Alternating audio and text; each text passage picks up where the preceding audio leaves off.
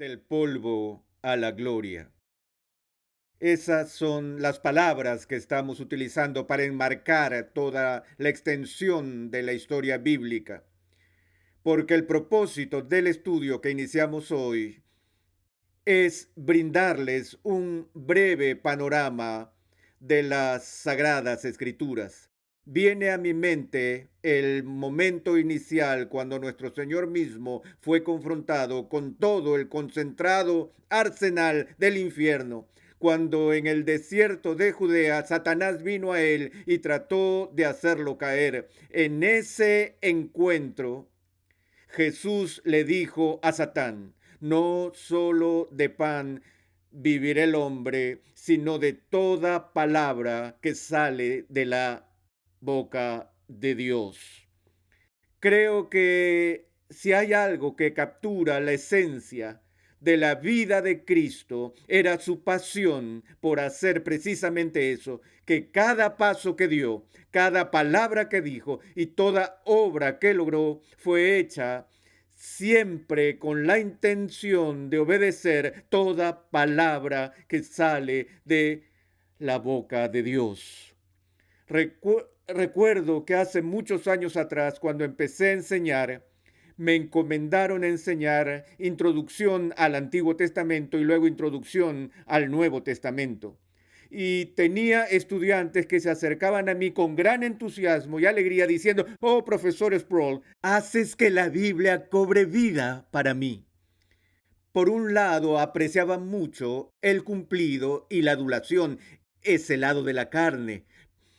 Pero había otra parte de mí que estaba angustiada por ese tipo de comentario y solía decirle a sus estudiantes que estaban tan emocionados que estaba encantado de que respondieran de esa manera durante su viaje inaugural en el estudio de las Sagradas Escrituras. Pero también les decía: miren, yo no puedo hacer que la Biblia cobre vida, porque no puedo hacer que algo cobre vida si ya está vivo.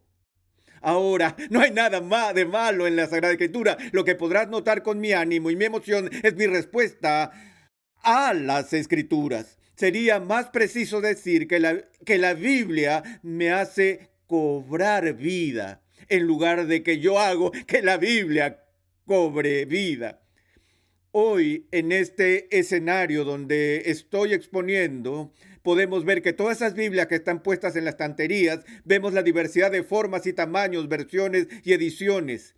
Y con las justas encontraremos una casa en Estados Unidos donde no haya al menos una versión de la Biblia que esté guardada en un librero. Y tenemos discusiones sobre la naturaleza de la Escritura y los argumentos sobre su autoridad y su inspiración, su infalibilidad, cómo se supone que debemos interpretarla, esas cosas. Pero la gran crisis de nuestros días, amados, es la crisis del abandono del contenido de este libro. No nos hace bien si solo tenemos un alto concepto de las Escrituras, pero desconocemos lo que se encuentra en sus páginas sagradas. Y sé que muchas personas cristianas comienzan con gran determinación al inicio de su vida cristiana y dicen: yo voy a leer la Biblia de principio a fin. He hablado con grupos en diferentes partes a quienes les pregunto: ¿cuántos de ustedes han leído el libro de Génesis? Y la mayoría levanta la mano. Y luego les digo: ok, y de Éxodo levantan la mano. Levítico, las manos empiezan a bajar. Y Números, Deuteronomio, las manos continúan disminuyendo. Luego me miran y dicen: es que no tengo la menor idea cómo leer el Antiguo Testamento. Los detalles me son extraños, son raros y cosas por el estilo. Pero toda la Escritura nos ha sido dada por Dios para nuestra instrucción, para probarnos y para nuestra edificación. En el pasado he visto que si empezamos con un estudio amplio de los principales temas de las Escrituras, eso puede darnos los ganchos, por así decirlo, para colgar nuestro sombrero y luego volver y ver cada libro de la Biblia, finalmente cada versículo. Lo que espero que podamos lograr en este breve tiempo juntos es encender un fuego en nosotros para que podamos renovar nuestra determinación de dominar el contenido de la Sagrada Escritura. Dicho esto, empecemos nuestro estudio en la primera página, el primer capítulo en el libro de Génesis, empezando en el verso 1. Veamos qué enseñanza encontramos en el texto. Leemos las siguientes palabras en la primera página de Escritura. En el principio creó Dios los cielos y la tierra. Esta es la primera declaración, la primera afirmación que encontramos en la Santa Biblia.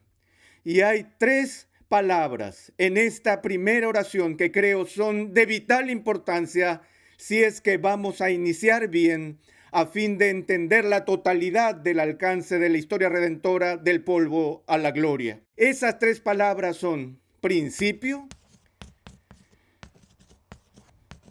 Dios creó. Porque en estas tres palabras tenemos las afirmaciones centrales del cristianismo bíblico que aparta al cristianismo de toda forma de ateísmo, toda forma de naturalismo, toda forma de secularismo, de humanismo, de existencialismo y todos los otros ismos que compiten con la fe cristiana por captar la lealtad de la gente en nuestros días.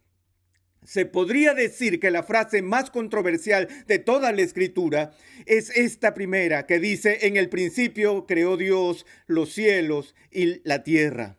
La polémica empieza temprano, empieza con esta primera palabra, principio. Porque lo que se afirma aquí en esta declaración es de donde el libro del Génesis toma su nombre. Aquello que es generado, lo que tiene un origen, aquello que evidentemente tiene un principio, un punto de inicio en el tiempo. Y cuando hablamos sobre el progreso de la historia de la redención del polvo a la gloria, estamos haciendo una afirmación que es radical para el entendimiento pleno de quiénes somos como personas, el significado de nuestras vidas y lo que se supone que debemos ser en este mundo. Lo que estamos diciendo es que hay una historia y que esta historia tiene un punto de partida en el tiempo y que el tiempo mismo tiene un comienzo. Ahora, eso puede parecer algo que simplemente damos por sentado, pero no se da por sentado en los medios filosóficos que compiten en nuestra cultura hoy en día. Volviendo atrás al siglo XIX, a la filosofía de Friedrich Nietzsche, quien es famoso por su declaración sobre la muerte de Dios. A principio de sus estudios filosóficos, de hecho, cuando Nietzsche era estudiante y escribía su tesis doctoral, miró de nuevo hacia el conflicto de ideas que ya había surgido en el mundo griego antiguo. Y él recuperó para su época lo que llamó el mito del eterno retorno. Una idea que estaba enraizada en una antigua filosofía griega que dice que el universo no tiene un comienzo, un punto de partida, sino que el universo y todo lo que contiene es básicamente eterno y que todo da vueltas y vueltas y vueltas sin un principio y sin un final. Esto es capturado o resumido en una de las piezas más importantes de la literatura en el Antiguo Testamento. Por ejemplo, el libro de Eclesiastés aborda la noción pagana del escepticismo que está vinculada con esta idea, donde el sol se pone. De ahí tomo prestado Hemingway para el título de su libro, El sol también sale. Y luego se pone y vuelve a salir, se pone, sale y empiezas a ver este ciclo que lleva a la conclusión de que no hay comienzo con propósito, no hay un punto final específico de la historia humana o de la historia natural, y el resultado es vanidad de vanidades. Todo es vanidad, porque estamos en sentido cósmico presos en la trampa de correr en círculos que no llevan a ninguna parte. Pero al inicio de la Sagrada Escritura está la afirmación de que existe un comienzo, que hubo un tiempo cuando el universo no existía. Ahora sabemos que incluso en las teorías cosmológicas modernas hay mucho debate sobre cómo el universo llegó a la forma actual y a su actual estructura. Ha habido debates entre el punto de vista del estado estacionario de la cosmología y el universo en expansión versus la cosmología del Big Bang y todo esto. Pero el consenso hoy en día es que hubo un punto en el tiempo, hace 15 a 18 mil millones de años, según algunos cálculos, donde de repente hubo esta explosión masiva en que toda la materia existente y la energía anterior en ese momento estaban condensadas en un diminuto punto que se llamó punto de singularidad, y luego un martes en la tarde explotó y los resultados de esa explosión siguen repercutiendo en todo el espacio exterior. Y aunque en muchos casos a la gente no les gusta especular sobre lo que pasaba antes de eso, por lo menos esto supone que hubo un principio. Y si hubo un principio para este mundo, la pregunta obvia que se convierte en el asunto central de la controversia y debate es: ¿cómo empezó? ¿Qué lo originó? Si todo se encontraba en un estado de organización pura por la eternidad, toda la materia, toda la energía condensada y comprimida en este punto de singularidad infinitesimal, en un estado eterno de inercia, ¿por qué se movió? ¿Tú conoces de la ley de inercia? Las cosas en reposo tienden a permanecer en reposo a menos que actúe sobre ellas una fuerza externa. Aquellas cosas que están en movimiento tienden a permanecer en movimiento a menos que actúe sobre ellas una fuerza externa. Y los cosmólogos como Jastrow dicen que tal vez la montaña que los científicos están escalando hoy en día, cuando lleguen a la cima de esa montaña, encontrarán a los teólogos esperando por ellos, ya alrededor de la carpa, esperando para decirles que tiene que haber una fuerza externa para que algo cambie, se mueva o llegue a existir. Porque lo único que sabemos con certeza, incluso aparte de la obra de la Sagrada Escritura, es que si alguna vez hubo un momento cuando no había nada, todo lo que hubiera ahora sería nada. Incluso no sería correcto decirlo, porque tú no puedes decir que no habría nada, porque nada no existe. Y el término que no hay nada sería autocontradictorio, ¿cierto? La idea aquí es que hay una diferencia radical entre toda la existencia de las criaturas, todo lo que es parte de este universo temporal finito, y su autor. Por eso el cristianismo no se detiene al simplemente afirmar en el principio, sino que dice en el principio Dios. Hasta ahora no hay ningún argumento para la existencia de Dios. Todo lo que tenemos al inicio de la Sagrada Escritura es la declaración audaz de que Dios es el autor de todo lo que existe. En el principio, Dios.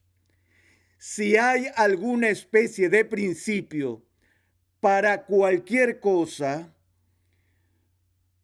lo que tiene un principio en el tiempo debe tener algo que le preceda o no podría comenzar. Es sencillamente otra manera de decir lo que dije hace un momento. Si alguna vez hubo un momento en que no había nada, no podría haber algo ahora.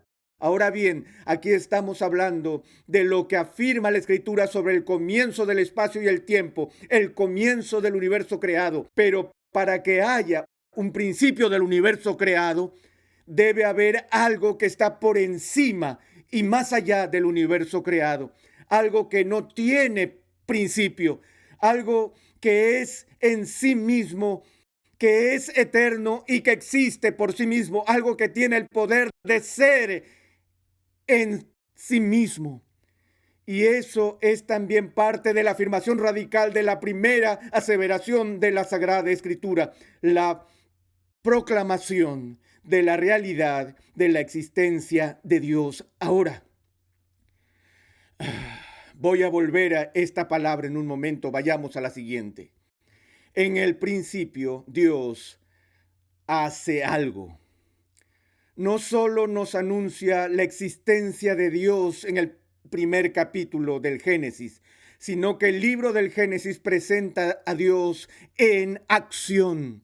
Dios está haciendo algo, y lo que está haciendo aquí es la obra más extraordinaria y excepcional que jamás se haya hecho en términos de actividad.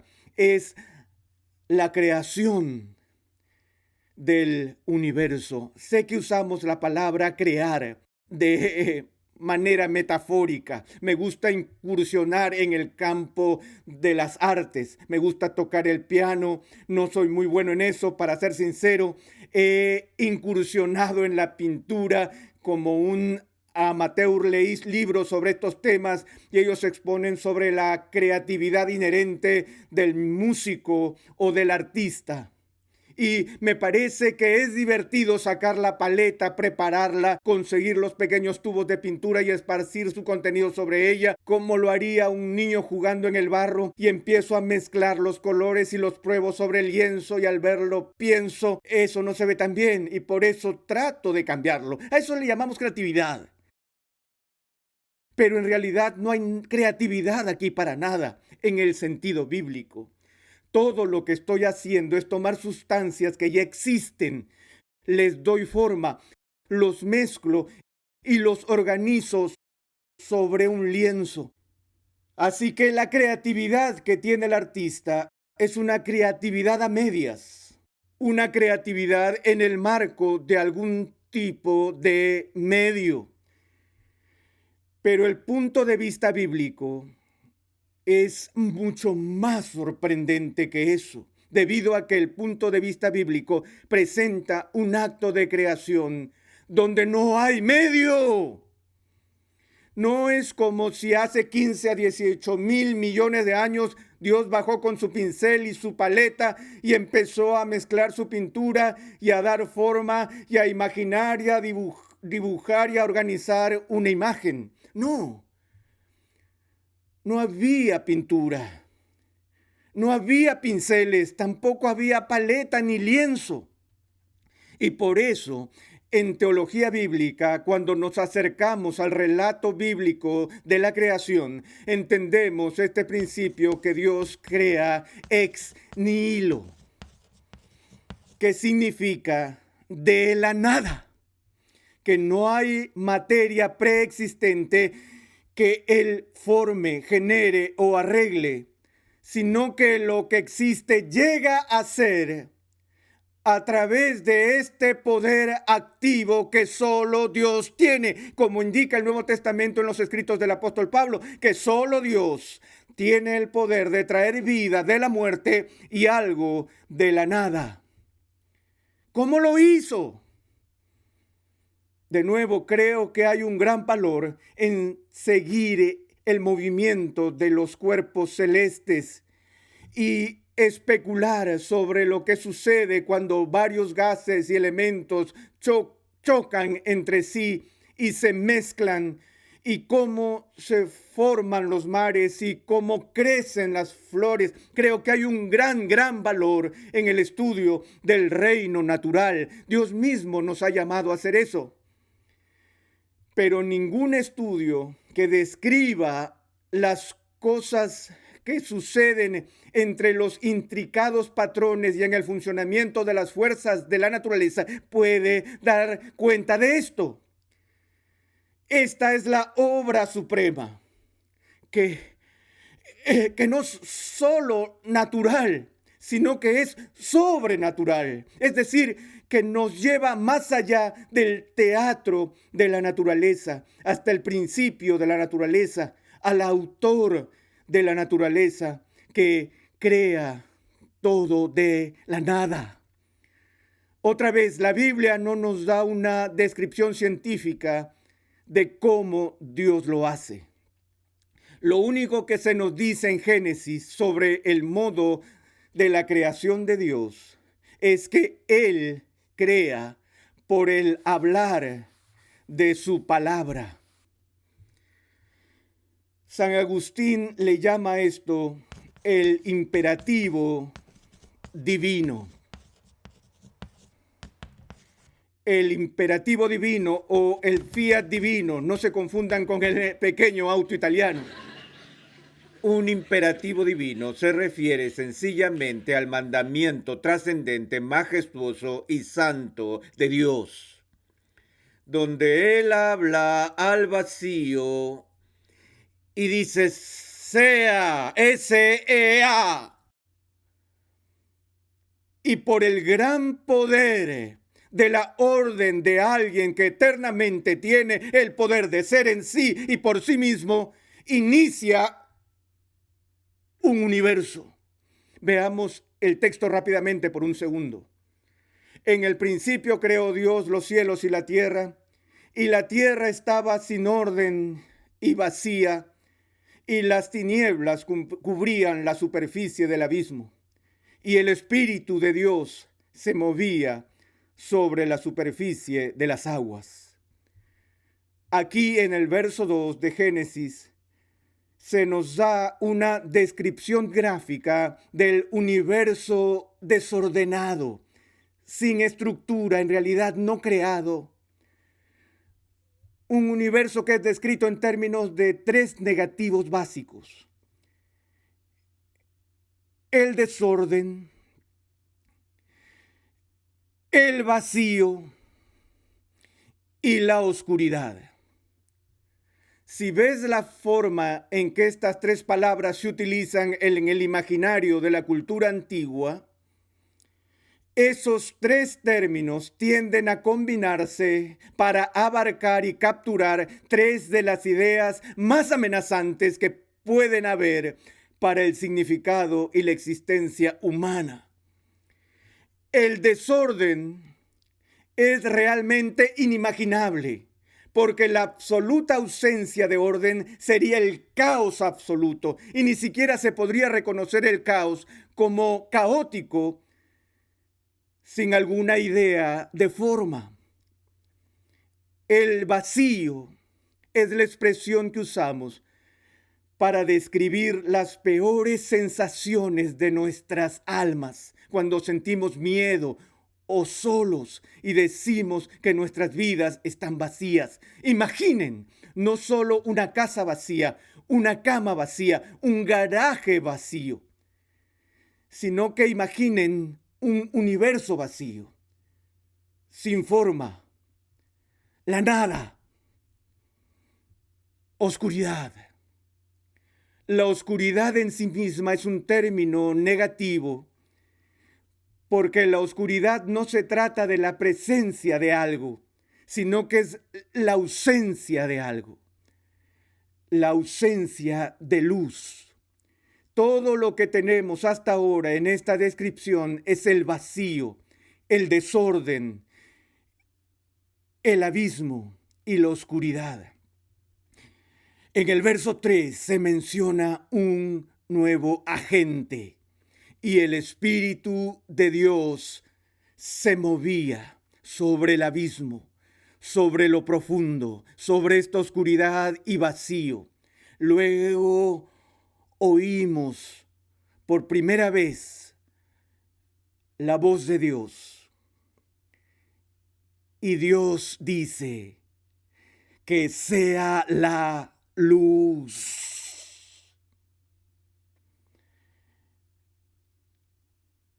Al instante, la luz irrumpe en el universo, echa fuera las tinieblas, vence la oscuridad, empieza a llenar los espacios vacíos y comienza a proporcionar una estructura para que Dios forme su mundo con las aguas, los árboles, las plantas y los animales y finalmente con gente.